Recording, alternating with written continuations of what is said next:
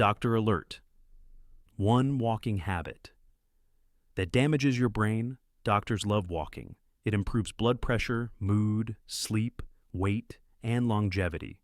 But there's one common walking habit that works against your brain: sedentary strolling.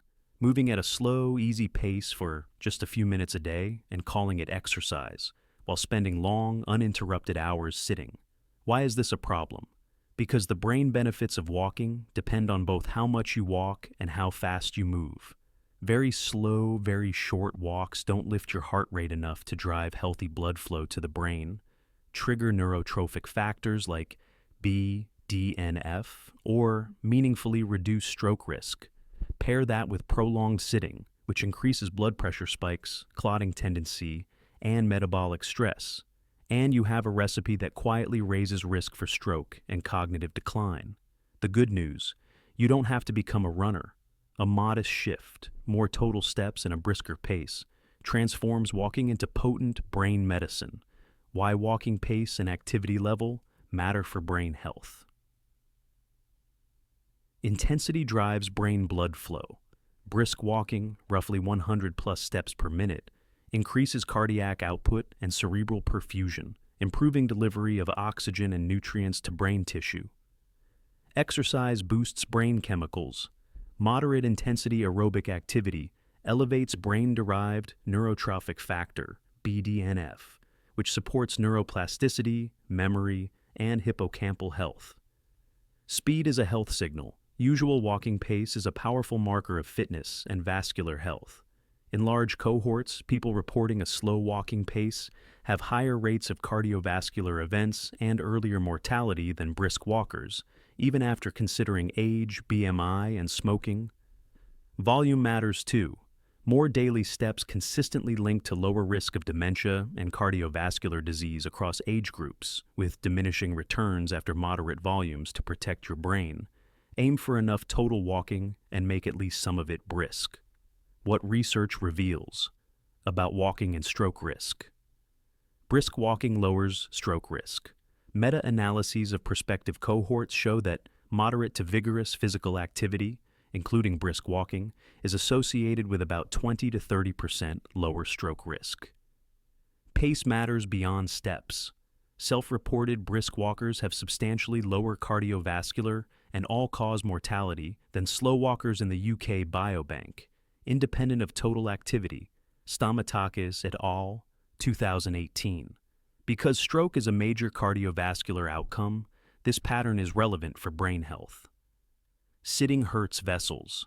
Prolonged, uninterrupted sitting elevates blood pressure, decreases endothelial function, and worsens post-meal glucose and insulin responses, all upstream drivers of stroke. Small bouts help.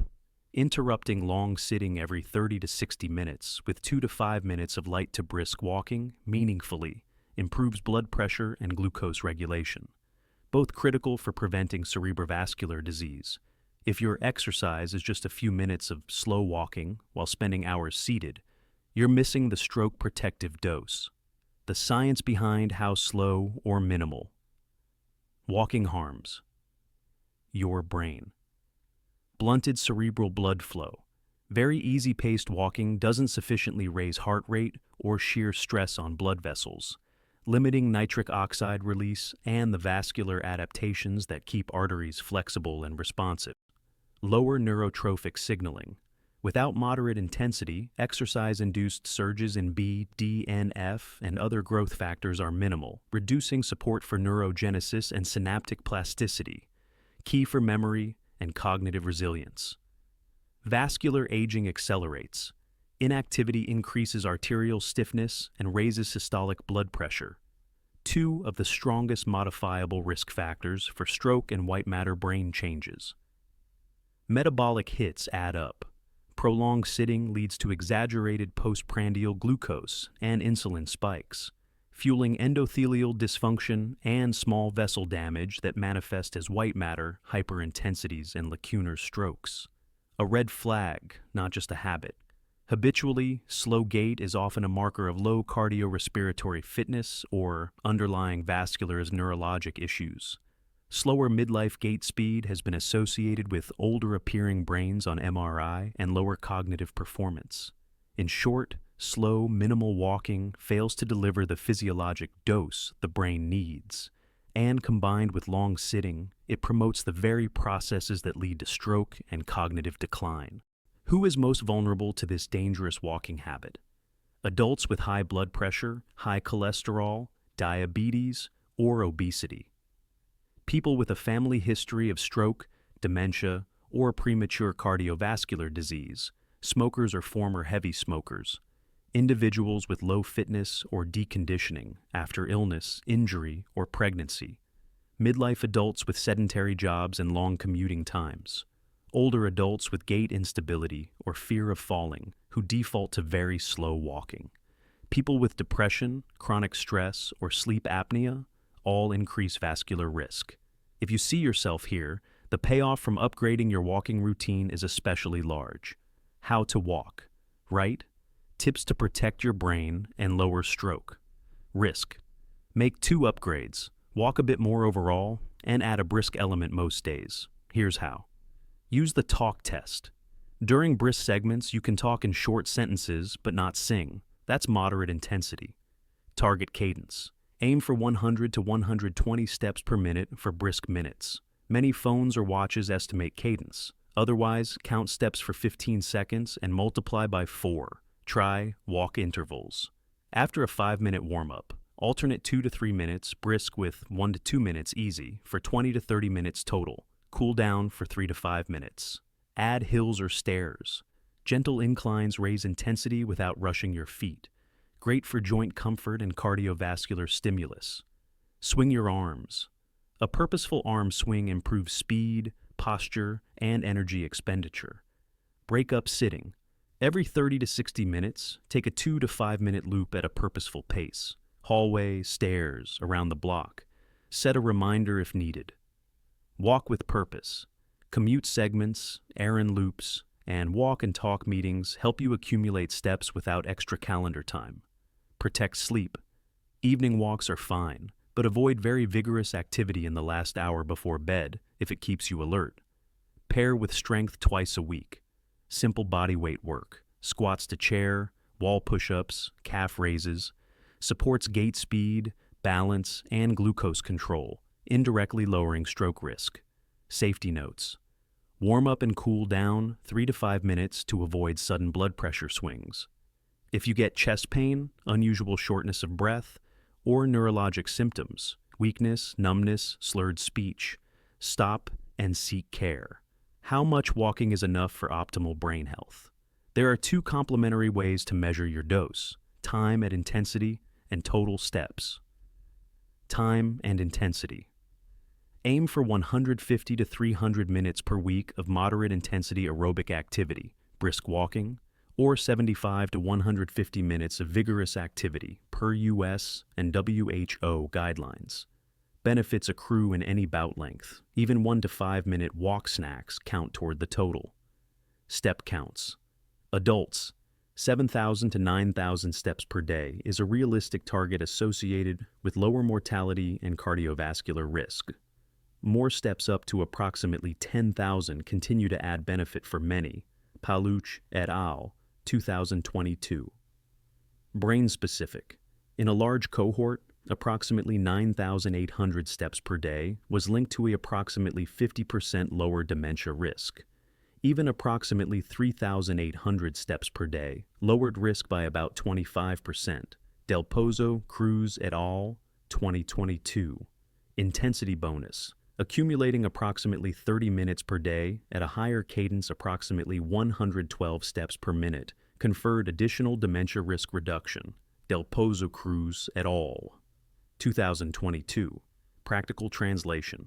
If you're averaging 3,000 to 4,000 steps per day at a gentle pace, work towards 6,000 to 8,000 steps per day, and make 20 to 30 of those minutes brisk. That shift is where brain benefits accelerate.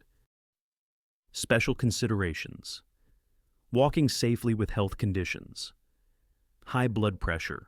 Brisk walking is one of the best non-drug treatments, often lowering systolic BP by 4 to 8 millimeters of mercury.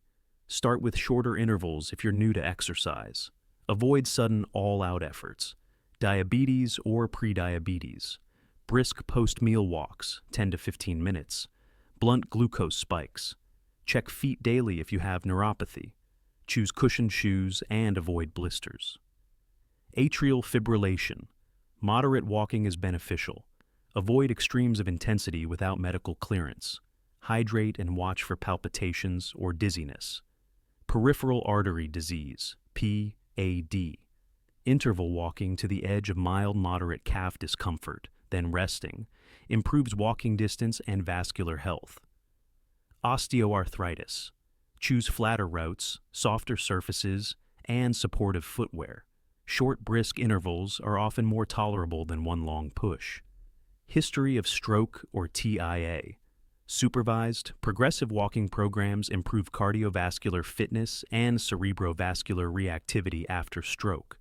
Work with your clinician or a physical therapist to tailor speed, distance, and balance strategies. Pregnancy and postpartum. Most can safely aim for 150 minutes per week of moderate activity. Prioritize comfort, hydration, and pelvic floor-friendly pacing. Postpartum, rebuild gradually. Long COVID or dysautonomia. Use pacing, spread activity through the day. Start with very short, easy walks, and progress by time before intensity. Monitor for post-exertional symptom exacerbation. Always personalize. If you take blood thinners or BP medications, or have chest pain, breathlessness, or dizziness with activity, get medical guidance. Breaking sedentary patterns, small changes that make a big difference. Use movement anchors. Tie a 3 to 5 minute walk to routines you already do. After coffee, every call, after emails, after meal.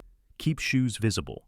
A ready-to-go pair by the door reduces friction for quick loops. Set timers or use apps. A silent vibration every 45 to 60 minutes prompts a short walk inside. Track lightly. A step counter or calendar checkmark is often enough feedback to stay on track. These micro-strategies turn "I barely moved today" into "I got to 6,500 steps without a formal work." Consistency effortless. Nudge the environment. Choose walking meetings. Take the scenic, longer, route on errands, or loop the block before going inside. Track lightly. A step counter or calendar checkmark is often enough feedback to stay on track. These micro-strategies turn "I barely moved today" into "I got to 6,500 steps without a formal workout." The walking habit that damages your brain isn't walking itself. It's settling for slow, minimal walking and long, uninterrupted periods of sitting. That combo starves your brain of the blood flow and neurotrophic signals that protect cognition, while amplifying vascular and metabolic risks that drive stroke. Shift the dose and the pace. Accumulate 7,000 to 9,000 steps most days, or build steadily toward it.